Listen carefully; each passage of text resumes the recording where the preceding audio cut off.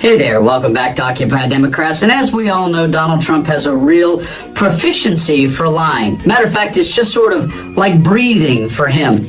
And once again, in this breaking story, he does that, only he does it a lot and tries to take money from people at the same time. And you won't believe the desperate plea and lying that's in this breaking story. I'm going to show you in a few minutes. And if you'd like to have Donald Trump no longer lie to us from the White House, just subscribe to the channel. But one of the things he consistently does is grift his way to things that are simply never going to happen. He's kind of analogous to that sort of light domestic abuser who doesn't quite do anything bad enough to threaten your life or call the police, but just keeps apologizing for slapping you one more time unfairly. That's Donald Trump. Because you remember back in the summertime when he promised checks based on tariff money? This? But the big thing we want to do is pay down debt, but we're thinking about a rebate. That's a very good point.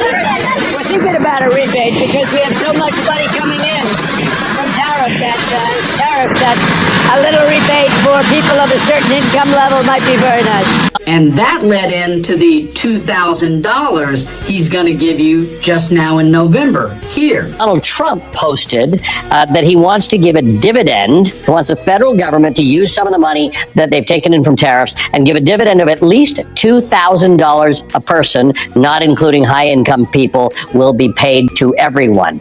Your quick analysis on that. Well, he's going to have to find some money from somewhere else. So there's 330 million Americans. If he gets rid of the rich, that gives us 300 million Americans. Except, of course, that money doesn't exist. So he turned it into, let's make it about health insurance and Obamacare. This. Obamacare is a setup to make insurance companies rich. And we're talking about trillions and trillions of dollars where the people get the money. And I want to pay the people, and I want the people to go out and buy their own health care. I tell you, we're going to be working on that very hard over the next short period of time. The problem with lying about math is it's math, and it just doesn't add up. Here. Ali, you're asking me to do arithmetic on national television. It's dangerous. But I think 300 million times 2,000 is 600 billion. That's more than he's going to bring in tariffs this year. So basically he's saying we've got the biggest budget we've had during a peacetime, non-recessionary period, biggest budget deficit. And you know what I'm going to do now? I'm going to throw more money at it. You throw more money out the window for no reason whatsoever. There's no economic crisis that demands that checks go out that right now.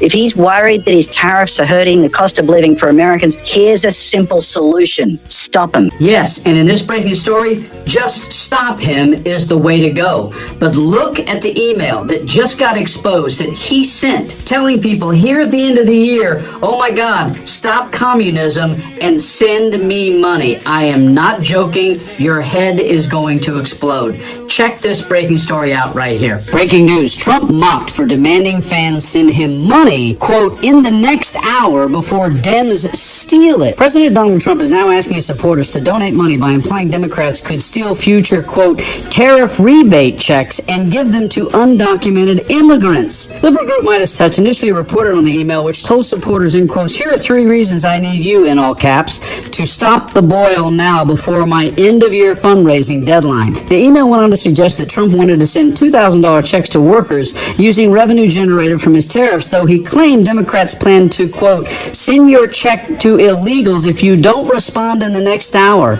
Seriously? The solicitation warned that control of the House and Senate were both on the line and the supporters' money was needed for, quote-unquote, in all caps, stopping communism, using Representative Alexandra Ocasio-Cortez, Democrat, New York, and New York City Mayor-elect Zohran Mamdani, Democrat, as examples. The email made no mention of Trump's public embrace of Mamdani in the Oval Office last month. In quotes, all caps, we're walking on razor-thin ice, the email warned. Only a massive and immediate response will do. The email continued, I need you to help me hit my end-of-year fundraising goal by midnight tomorrow, or everything, in all caps, we've worked so hard to accomplish could go bye-bye, all caps.